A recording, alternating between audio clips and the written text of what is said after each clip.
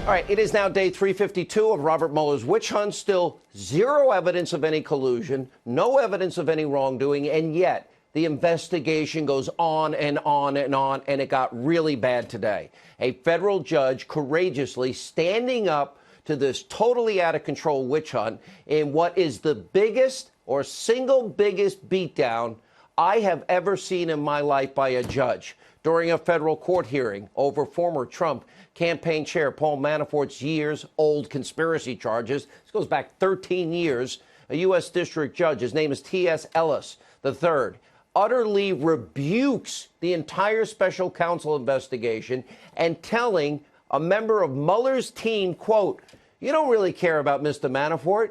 You really care about information Mr. Manafort can give you to lead you to Mr. Trump and an impeachment or whatever." And according to a Fox News producer that was in the courtroom, the judge went on to say, "You want Manafort to sing." And Judge Ellis also slamming the scope of Robert Mueller's investigation, saying, "No, we don't want anyone with unfettered power." And the judge even mocked the special counsel, saying, quote, "We said this was what the investigation was about, but we're not bound by it, and we were lying." A federal judge just confirmed everything we have been saying on the show for months.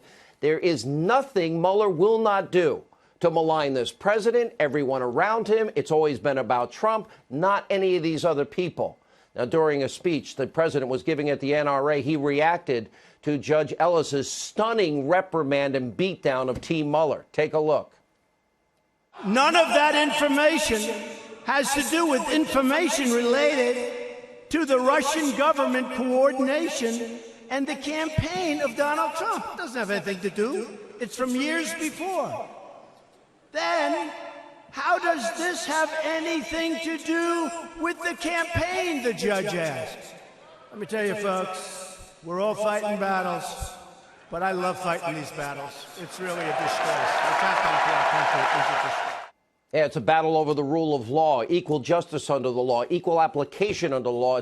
It's a battle over the Constitution. And according to our producer inside the courtroom, Judge Ellis also raised important questions over why Rod Rosenstein has not recused himself from this Russia investigation.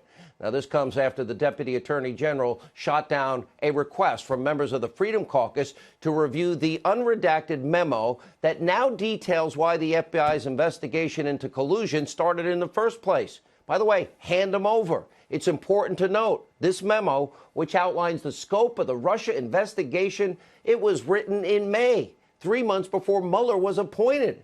And this is just one more example of obstruction of justice from the Justice Department, which is actively preventing members of Congress from conducting important investigations, their role, co-equal branches of government, over the Russia probe, FISA abuse, and so much more. It's called checks and balances, co-equal branches. And Rosenstein and the FBI and the Justice Department, they are not impervious to the rule of law. And it's time for Rosenstein and others to resign and for this witch hunt to end. Now, the clear obstruction by Rod Rosenstein and the off-the-rails scope now of the Mueller probe is just part of what is now an incredibly flawed, destructive, so-called Russia investigation. This week, we had multiple leaks revealed. And what do we see? Dirty, aggressive tactics Team Mueller has in store for the president himself, including a series of open-ended questions designed as a perjury trap for the president of the United States. And according to reports, we also know that Mueller has been holding the threat of a presidential subpoena over the White House. Now, of course, there are also serious issues surrounding Mueller's team of biased, anti-Trump, Democratic, Obama, Clinton, DNC donors, and then ethical questions of people like Andrew Weissman. Oh, he was there at Hillary's celebration on election night that never happened. New York Times calls Weissman's Mueller's pit bull. His aggressive tactics led to the wrongful conviction of multiple individuals. People lost their jobs at Anderson Accounting. Merrill Lynch executives, they went to jail for a year. He lost 9-0 to the Supreme Court, overturned in the Fifth Circuit Court of Appeals, upending so many people's lives. And President Trump addressed this very topic earlier today. Take a look. Mr. President, have you changed your mind at all about being willing to sit with Robert Mueller?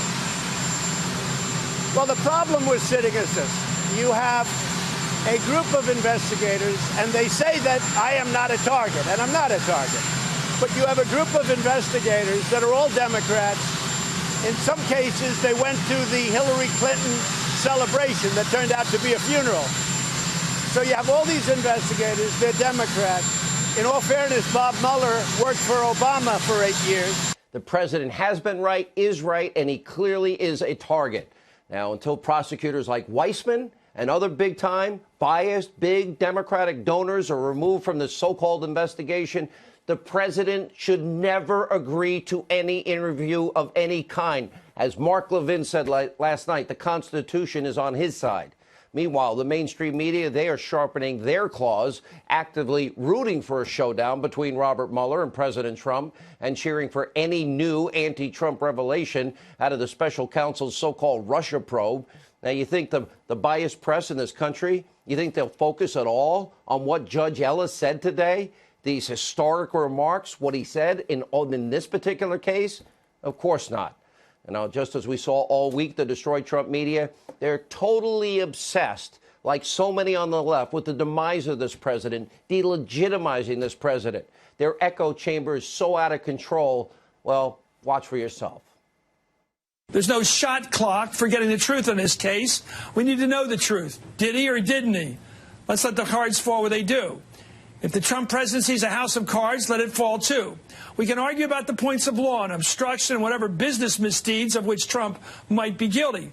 What I want to know, what the majority of Americans, again, have a right to know, is whether he cheated to win by having the Russians, even at the margins, stack the deck. It's not just the legal component. There's also a political piece of this that comes into play. If the president does, decide to fight a subpoena, he may face political fallout, especially with the midterms just around the corner. Nobody can be sure how this would turn out, but that doesn't seem like there's much reason for the White House to be optimistic that it would win such a fight. Just pathetic. Now, sadly, the media's obsession and their hysteria over Trump-Russia collusion, which there's no evidence of, is causing extreme tunnel vision, resulting in multiple flawed stories and the reporting of totally fake news, anonymous sources, including everything you see right there on the side of your screen.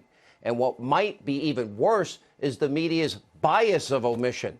Over 15 months, the president, he has been building a track record of economic and diplomatic achievement, but you wouldn't know it if you listen to fake news CNN, MSNBC, the conspiracy TV network. The president pointed a lot of this out earlier today. Take a look. So we have the best employment numbers we've virtually ever had. And yet, all we hear about is this phony Russia witch hunt. That's all we hear about. Now, without a doubt, President Trump has achieved a lot in 15 months. And also breaking today, what do we have? An unemployment rate that is now dipped to 3.9%, the lowest rate since 2000. Add to that the historically low unemployment rate for African Americans, Hispanic Americans, women in the workplace, lowest ever unemployment rate in 14 states. Don't forget about the successful tax cuts, the important regulation reform, the expansion of American energy. We can be energy independent now. And the president is seeing what? Huge progress on the world stage, the likes of which Barack Obama could never dream of accomplishing. Peace in the Korean Peninsula could be within reach, and with the help of the Israeli Prime Minister, Benjamin Netanyahu, Iran is now finally being held accountable. They do have a nuclear program. The U.S. has regained our international backbone with Trump's actions in Syria. Russia is getting economically squeezed over their malignment and their actions all over the world. The American people elected this president to win on the world stage and right here at home. So don't be fooled by the tactics of the left, their Russia collusion obsession, their blatant hatred for the president and anybody that supports him and everything he represents. The president, in spite of all of this, is succeeding. And even more good news is just around the corner. All right, also finally tonight, we have a breaking news report that we want to bring you according to the now less redacted version of the House intel report into Russia collusion. Well, we now know that James Comey made a shocking admission that he actually testified that the FBI agents saw, quote, no physical indications of deception from former National Security Advisor Mike Flynn, despite telling our own Brett Baier something completely different. Oh, that's called a lie.